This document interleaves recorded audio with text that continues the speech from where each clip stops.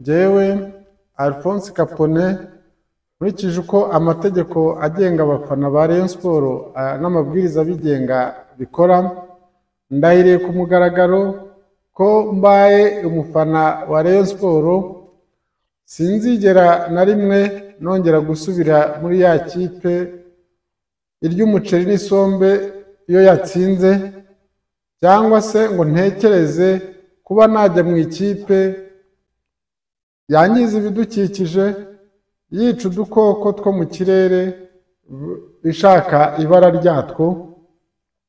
Nahiye nane kandi ko nzubahiriza ibisabwa byose abafana b'ikipe ya Rayon Sport.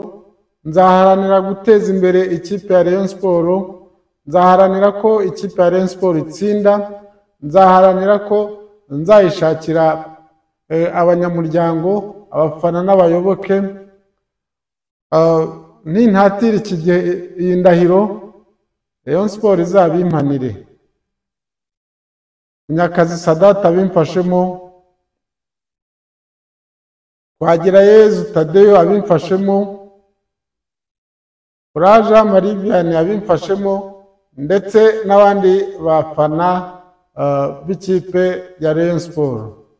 Imana inkomeze nzamufana nyawe.